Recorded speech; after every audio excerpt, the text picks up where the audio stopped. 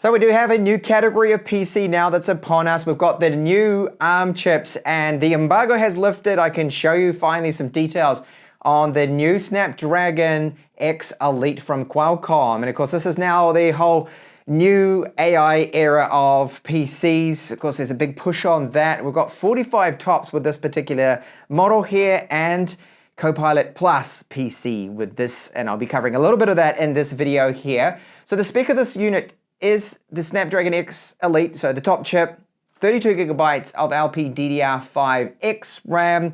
It's got 1 terabyte of storage and a very good weight, just 1.42 kilos, and a 70 watt hour battery within this. And I'll be talking about the battery life, I'll talk about the keyboard, the design, the build, and exactly all you need to know about the new ASUS Vivobook S15 here.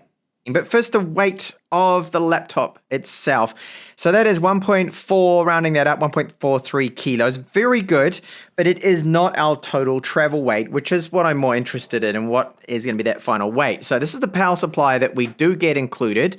That is 90 watts, and then we have the cable for it right here. This is the EU cable, a little bit shorter there, but this is a nice small compact size. And that brings the total travel weight, you can see now, up to 1.8 or 1.82 there, which is pretty good. It's under 2 kilos for a total travel weight. For a 16-inch laptop, I think is acceptable and a very good weight, in fact. Looking at the top, so we simply have ASUS Vivobook in letters there. A little difficult to see with the silver. Pressing down on the top, slight bit of flex, and yes, the hinge can be opened up one-handed, not a problem at all. We're then presented with our full-size keyboard with the numerical pad right here, half-size arrow keys, unfortunately, and the Copilot Plus key that's there. And I'll be talking a little bit more about Copilot and of course the era of AI now with our PCs. Touchpad, nice size, good smoothness to it, and finer movements, very good. It doesn't skip around. It is a touchpad that I can happily use without having to plug in a mouse, which is really good. Now, key travel is 1.7 millimeters. There's a bit of flex pressing down hard here. It's a really nice keyboard to type on, and it's quite silent. They've actually worked on that, ASUS, to make sure that it's not loud at all. But the touchpad, left and right, I can still hear some clicks coming through from that, but it isn't bad. Now, this is an RGB keyboard, so you're able to configure this.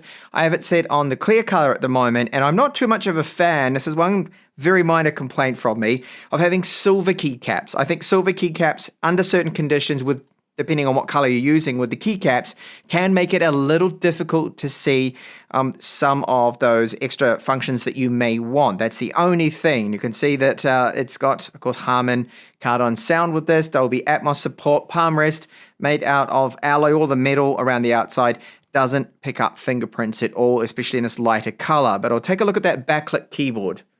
So there it is. I'm not doing it justice. It actually looks better in person, and under the keys, it's not really bright either that it's shining up and it's going to end up annoying you. I think the brightness of it is looking good. Now, this is on the top setting, and I'll just cycle through that. So that's off, of course. The first, which looks way too light. Now, the first here, you can see way too dull, that it makes it difficult to see those keys. So that's where my complaint comes in with the silver keycaps, making it a little bit difficult there. But that is the medium, and then our brightness, high brightness mode, which is the one I would be going with all the time. Now, it isn't every laptop that allows us to do this. It's the hinge here is allowing for 180 degrees, so you can light completely flat like so.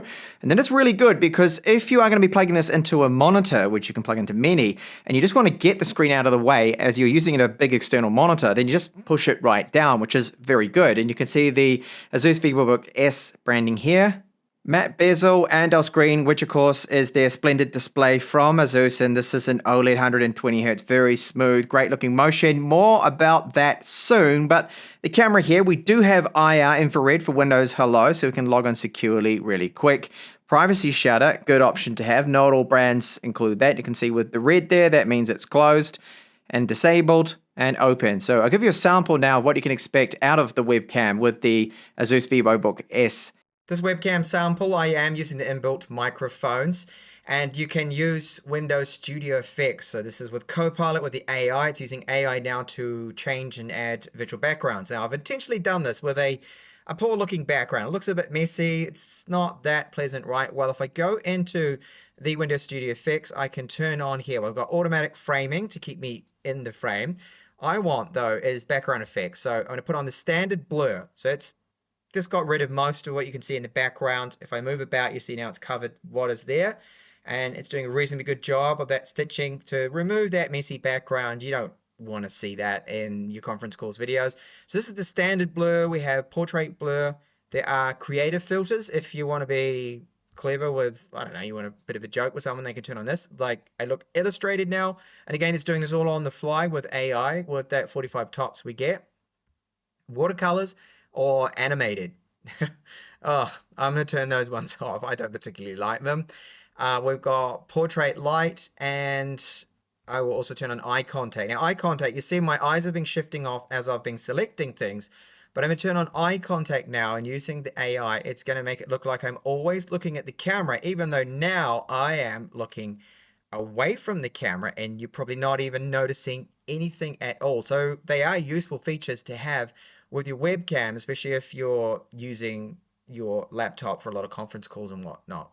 Now, I am so happy to see this, and that is a full selection of ports on this particular laptop is great, because I was a bit worried. I thought maybe with a change with the ARM chipsets, they'll try to be a little bit more like, say, a MacBook and hardly include any ports, but no, we've got plenty. HDMI 2.1 here, 2 USB 4 ports, and they support, well, data, video, power delivery, of course, with our 90-watt charger, micro SD card slot, and here we have our 3.5mm with mic support. Now, the thickness of the laptop is very good. It's just 1.47 centimeters, and it only weighs 1.42 kilos, as I showed you before, 1.43 with my scales. But very good weight, very good thickness to it. On the right, USB Type A's. These are USB 3.2. The speeds of them just Gen 1, so that is 5 gigabits per second. Status LEDs right here. And then the ASUS Vivobook S15 does have this cutout here, and that makes it easy to open that lid, which I showed you can do with one hand. There is a nice big vent on the underside, nice large rubber foot. We have 2 at the front, and note that they've put a little rubber foot in the middle so that when you're pressing down, if you're one of those people that type and you press down quite hard, well, it's not going to bounce about either, which is good having that support. The 2 downwards firing speakers, and I'll give you a sample now of what these speakers do sound like.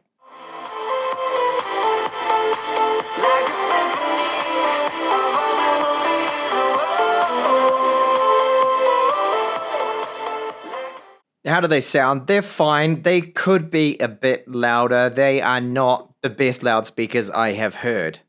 Accessing the internals is not too difficult. You have to remove all the T5 Torx screws all around there, obviously, and then using a pry tool, I started down here on the side, managed to pop that up, and then the rest came off pretty easy there. So the battery capacity, this is very decent. This is a 70 watt hour battery. Now, in my testing so far, I am looking at around 9 to 10 hours, possibly more. And this is, I'm calculating around about 20% better than x86 or x64 chipsets. So there's a definite improvement there, being just a bit more efficient. Now, it is capable of 1000 plus even 1200 cycles, this battery, which is a lot more than most. Good to see. And you can see we have our 2 coolers and the 2 cooling transfer pipes there. So as I pointed out before, the hot air is being blasted out the back there. So the cooling looks good. There's even a bit of free space around here, I have noticed, and even here that they possibly could have even put, maybe, I don't know, just speculating here, a 99 watt hour battery, and it's just a little more. Now you note that there is a bit of plastic here on the bottom, so that's for an obvious reason. This is for the wireless antenna reception. So both those wireless antennas are located, I can see, right here, and this is Wi-Fi 7 that it does have on board. As far as upgrades go, well, we've got our SSD, 1 terabyte. You could upgrade this right here, but the RAM, that's soldered on board, and it makes sense because this is a lot faster than any of the SODIMMs that you can get, because it's running at 8,448 megatransfers. This is LPDDR5X memory there, and it's 32 gigabytes worth of it, so most people should be happy with that, but I don't believe at this point there is plans for a 64 gigabyte version. I think that that's it. It's just going to cap out at 32 gigabytes with our RAM, but very fast RAM indeed that it comes with. The ASUS Vivobook S15 screen is a 16:9 aspect ratio screen, 3K resolution, OLED, 120Hz. On the battery at the moment, it's at 60Hz, so that's the standard kind of refresh rate. But when you plug that in, it'll go to 120Hz. It's just in 60 to help save battery life, of course, which does make sense. So the brightness they claim is 600 nits. I've measured 440, just shy of 440, which is excellent. Now, being a glossy panel, it's not touch, it's not covered in glass. The contrast is excellent. I mean, those blacks also look very deep, but it is reflective. This is really the only downside, is you do see a lot of reflections on it. Now, the way I have my studio lights at the moment, they're on the side, so it's not going to really reflect, and I can't show too much of that at the moment. But if you use this in direct sunlight, the brightness really does help, but you're still going to get a lot of reflections. There is a solution. You could put a matte anti-glare cover over the screen, but then you're going to lose out on that contrast and the blacks, and it's really not worth it to do that at all. So let's take a look here at what it is like. Now, the calibration out of the box is very, very good compared to Spider X here that I used to calibrate all of my screens when I use them. There really is barely any difference that I can notice with it. We'll take a look at the color gamut coverage, and it is really good. So this is a great screen for professional use. sRGB 100%, NTSC 95%, Adobe RGB, this is the one I go for, 97%, so that is really good, right up there, and then 100% of P3 color gamut, so great screen, very good, and I love the fact that they're sticking with OLED screens. They just look absolutely amazing, and they are a joy to use. Here we are in Windows with our ASUS Vivobook S15. Now, the chipset is, of course, an ARM chipset here, and I am running a native version of CPU-Z that does support ARM. That's very important. You want to try and get native apps where possible. Otherwise, it is emulating, and I'll talk a little bit more about this very shortly. So the Windows version we do get with this model is Windows 11 Pro. Now, if I wasn't aware, if someone told me that this was, what chipset did it have in it, just using it, I would say day-to-day kind of snappiness, I'd say, oh, it's probably got the Ultra 7 155H in it, or something like one of the newer AMD chips. It feels very quick and snappy. So it is the X Elite here from Snapdragon. So it's, of course, the new era of chips here. We're in ARM now, and it is a big step up. There's a lot of hype behind this. Of course, the AI era now, the new era of ARM. And look at this performance difference. So this is the inbuilt benchmark here. We're getting around 8,000, close to 8,000 points. Very good. Now consider this X Elite to what I was using previously, the last ARM chip that I reviewed in a 2-in-1 tablet. And you'll see that this was that the 8CX Gen 3. And look at the performance difference. This is just massive, huge leap in performance there. So great to see. And synthetic benchmarks, I'll get onto those straight away because I have been running a few of those. So this is Geekbench 6 that does support ARM, and that means it's running natively here, which is very good. And we're getting a single core score of just over 2,400, multi-core score 14,000. Impressive considering it's 12 cores and what we do have with this. Now the other benchmarks I did run was OpenCL here, so 20,000 points for that. Very good score. And then looking at Night Raid integrated graphics, score 26,000 points for the total score, but the graphics is 28,000 just over. And here we have Timespy. Now, Timespy, this wasn't running natively, okay? I don't believe that this supports ARM. This is just emulated. It has to do its emulation thing. So the performance isn't wonderful here. This is one area that I noticed that, oh, okay, because we're looking at integrated graphics. This score right here, I have seen around 3,000 points, close to with the Radeon 780M. I've not tested out the new 860M or the 880M yet, but it should be a little bit more than that.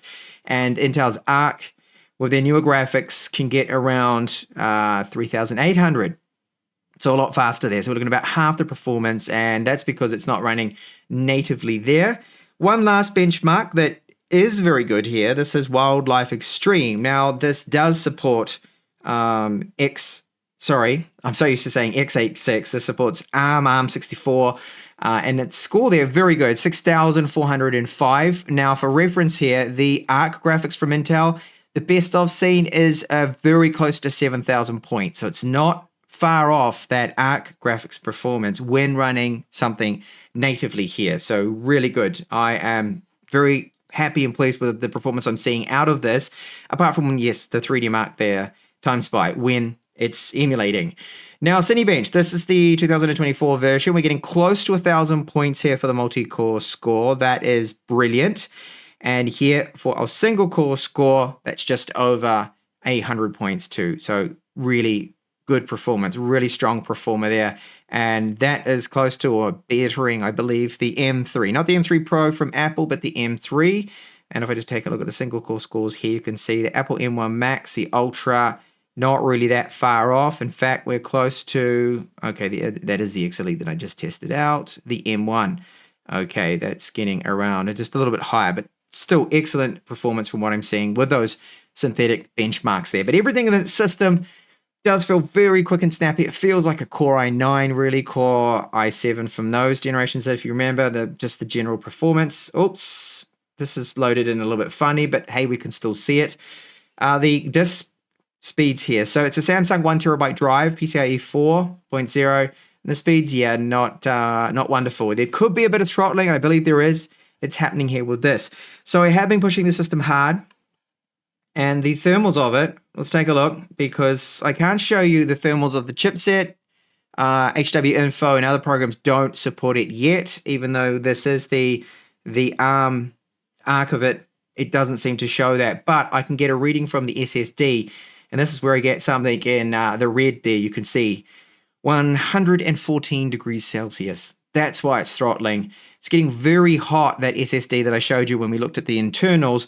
And all ASUS needs to do, and I hope they do this, is just put a thermal pad on top of it and let it have contact with the rear alloy plate. That would dissipate the heat, and I'm pretty sure we would not be hitting these temperatures. So that's not good to see. This is one area that it needs either heatsink on it or a thermal pad. The drive is throttling. It's getting far too hot. That temperature to sensor there. That's the only thing that I can see here.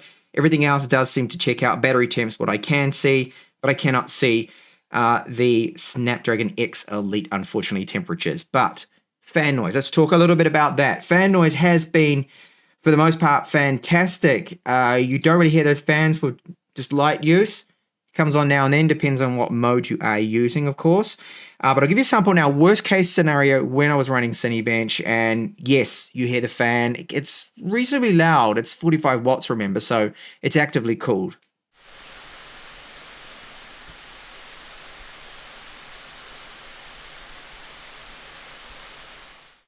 Unlike our x86 or x64 chips, video playback with YouTube using Chrome VP9 codec, absolutely flawless. It dropped 12 frames per second just at the start when I resized the screen, but from then onwards, didn't drop a frame at all, and I cannot say the same, especially about Intel Arc graphics when decoding VP9.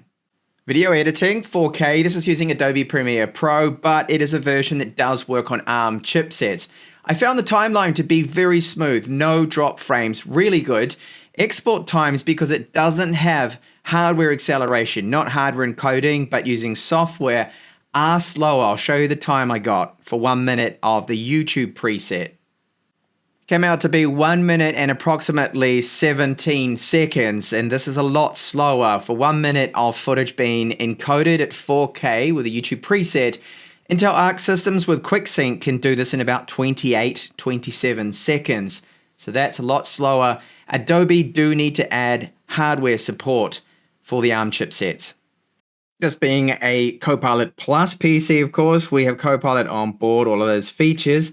And I want to show you a little bit of what you can do with that, with the AI power there, and the 45 tops we get with this Qualcomm X Elite. Now, we do have Recall, which is here at the moment. Now, Recall, that is going to be going live on the 18th, and that's when we'll be able to fully use that. So we just need to wait for that to come through. It's post-launch with the Windows update that's going to be available soon. Now, I'm going to jump in here to a video. This is in Spanish, and I want to use their live translation feature here with Windows Copilot. So I'm just going to enable the settings here to bring that up, which is Control Windows key L. And now it's ready to translate into English. Now it can translate from 44 different languages, and it's going to do this on the fly as I'll demonstrate right now. So when I hit play on this interview here in Spanish, we'll see the text pop up. Now, I do have subtitles here, but I don't believe that's going to be in English. That'll be in Spanish. And you can see it working now. That's live. It's coming up, translating that for us. And I do understand Spanish, and the accuracy of it is really good. It's excellent. So this is a very handy feature. You can move this floating bar wherever you want. There's a few different options we have here for the preferences, change the language, position, and whatnot. So that's the live captions. Paint has a feature built into it now using Copilot with the AI, of course, and that 45 tops. We've got Co-Creator. Now you see here on the side, it's asking us for a bit of a description of what you're going to draw, and then you sketch it in here, a rough idea. Now, if I was to go like this, for example, and just draw, oops, I want the pencil tool. Okay, not a very good artist. This will be a lot better with the touchscreen and the stylus, which this laptop doesn't actually support here. So if I was to draw now a house here, and I'll just do that as quick as possible. This is a terrible looking house. I mean, my 6-year-old can draw better than this. Very bad. I'm using the mouse too, and I'm doing it on the fly here. So, description, I could just put here, house on a hill. Not the hill, but house on a hill. Okay, now it's going to do its thing. It needs a little bit of time to think about it. And this is what it's coming up with, the image. So, oh, it had something a little bit different before. And that's what it's given me. So you can change the style creativity here. See, you can make it anime, you can make it watercolors, oil painting. So maybe I want an oil painting style and how creative you want. You can scale this. And then when you want that image, you can then move that in. So you can add more details too. So the more descriptive you get, more descriptions, the better it's probably going to be the results. Creativity, maybe I want to turn that down a little bit. Give it some time. It's going to think about it. Oh, okay, it has. It's more of an architectural type drawing there now. A sketch more than probably what I'm after. There we go. That's a lot more creative. When you give it a lot of creativity, it's going to start to look pretty good there. And so there we go. There's our image. I'm refreshing it, and now I have it up here, although it's cut the top of it off. I guess that was my fault for having the house so high up on the hill, but you can play around with this, and it's really useful here using AI. But what about gaming then with ARM? Now I'm going to do a very quick test here. This is the Witcher 3 with the latest patch you can see, which is 4.04. Now I've got it set to 720p only, and I do have it on the low preset. Let's have a look and see how it plays. This part of the map where I am is very demanding with all the light sources to render, NPCs and everything. Now the frame rate, I was expecting a little bit better here, so we're emulating and there is a performance hit. It's clear to me. This should be doing at least twice the frame rate. It should be around about 60 frames per second. I know with say the Radeon 780M or the Intel Arc graphics would be looking at a frame rate of around 70-80 frames per second, and it's half that right here. So it's not really a laptop designed for gaming at all. And if you are a gamer, then you want to find games that natively support Arc. You want the Arc builds, not emulation, which I'm running right here with The Witcher 3. I like to show Linux normally, but I couldn't disable secure boot on this. So unfortunately, I couldn't get it to run, couldn't get it to test. Hopefully later on, I will be able to do that to boot to an external USB pen drive. Now, battery life. This is something that I think is an area that needs improvement with Windows laptops. But now we have ARM and we have the Qualcomm chip in here, the X Elite. We have more efficient chips. Remember, this is the more powerful 12-core unit here. So the Plus version might be a bit more efficient, and it should actually result in better battery life. But what I'm seeing is 9 to 10 hours of runtime with light tasks, 30% brightness. Now you may be thinking, well, hang on, that's not a huge performance improvement, right? But the same kind of spec of laptop, well, battery size, around 70 watt hours, but with say an Intel chipset or an AMD one, we'd be looking around the same kind of use, 7 hours, 6.5, 7.5. So we're getting quite an improvement to go from that now to 9 to 10. So that's a big bump up in battery life, which is definitely welcomed. Now, build quality, keyboard, fantastic. Nitpick with me is I'm not a huge fan of the silver keycaps. When you have certain backlight colors on them, it's sometimes a bit hard to see. The touchpad is very good. Build quality with the alloy all used, very good. Great weight, of course, 1.42 kilos. This screen can go all the way back, which a lot of laptops don't do, so that gets it out of the way when you run external monitors.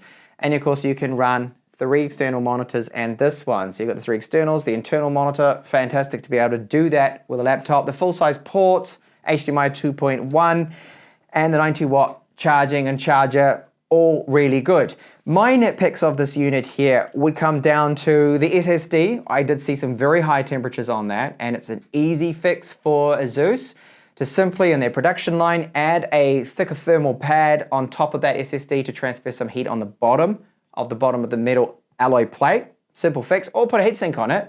The speakers could definitely be louder. Fan noise when you push it really hard. Now, this only happened when I ran Cinebench or I was gaming, that the fan noise creeped up and it did get loud. This is in the performance mode. Now, if you run the whisper mode or the normal kind of mode, boy, this machine's quiet compared to Intel A&T. It's very quiet. A lot of the time you don't even hear the fans. And if you do hear it, it's very low, like low RPM. You got to kind of, oh yeah, the fan is on. You can hardly hear it. It's a good fan noise there. The future's looking good with ARM, I really think here. Now, we did see with emulation that Timespy ran at about half the performance I was expecting it to compared to when it ran natively with Wildlife Extreme. That got performance scores of very similar to Intel Arc graphics and a little bit faster than the Radeon 780M. I still need to test out the newer 860M and the new 880M, but that'll be later in the future. But it's good performance if native when emulating, not quite with the 3D there, but all up. Excellent machine, really do like what I'm seeing, and great that we're going to have now a third player, a true player, Qualcomm. It's not just going to be AMD and Intel, it's now Qualcomm, because they've all got very similar kind of speeds and performance, and really, they're the ones though that are pushing, of course, with ARM, and the rest of them x86 or x64. So good to see now what is happening here. So that is the ASUS Vivobook S15. Thanks a lot for watching this in-depth review.